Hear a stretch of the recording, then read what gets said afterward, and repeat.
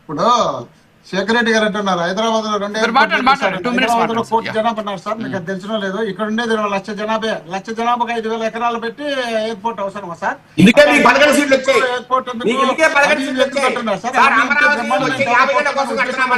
ముందు జాగ్రత్త జగన్మోహన్ రెడ్డి గారు చేసినారు సార్. కాబట్టి ముందే మోహన్ రెడ్డి గారు మాట్లాడండి ప్లీజ్. వారి టైంలో మీరు వెళ్ళొద్దు, మీరు నోట్ చేసుకోండి. మోహన్ రెడ్డి గారిని మాట్లాడండి దయచేసి ప్లీజ్. మోహన్ రెడ్డి గారు మాట్లాడండి. ఇప్పుడు ఆడ అశోక్ అనే క్యాండిడేట్ ఆయన నోటితో ఆయనే చెప్పినాను, నేను అక్కడే సార్ వైఎస్ఆర్ ఓటేసిన అని. ఆయన వైఎస్ఆర్ పెద్ద జాతీయ లీడర్ ఏం కాదు, నేను కూడా ఆ పార్టీలో ఫస్ట్ ఉంటూ ఉన్నాను, నాకు తెలుసు ఆయన ఎంత లీడర్ అనేది. అలాంటి వ్యక్తిని తీసుకొచ్చి ఒకేనే నేను ఉన్నాను అన్నప్పుడు ఈయన ఏమంటాడు శేఖర్ రెడ్డి గారు, రెడ్లు అంతా రెడ్లు ఉన్నారని, అంటే ఊరంతా నేను ఒకనే ఉన్నానని చెప్తున్నాడు కదా.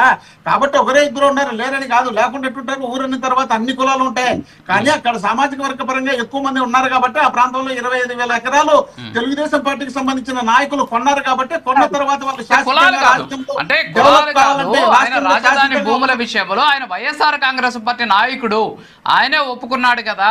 సో వైఎస్ఆర్ కాంగ్రెస్ పార్టీ నాయకులు పిలిచి కూర్చోబెట్టి మాట్లాడారు అని వీళ్ళు అంటున్న దానికి అది ఒక ఉదాహరణ కదా అని మాత్రమే చెప్తున్నాం. ఆయనే వచ్చే సమావేశంలో కూర్చున్నాడు, మరి ఆయనే వచ్చే సమావేశంలో కూర్చున్నారు సార్. రాజధానికి వ్యతిరేకంగా జరుగుతున్న కార్యక్రమాలు కూర్చున్నారు, అదే చెప్తున్నారు. ఆయనే వచ్చి కూర్చున్నారు అనేసి.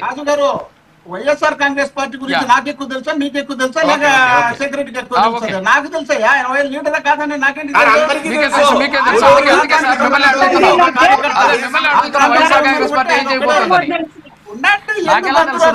ఏమొస్తుంది మీరు కొంచెం వినాలి కదా, వినకుండా వచ్చేట్లా?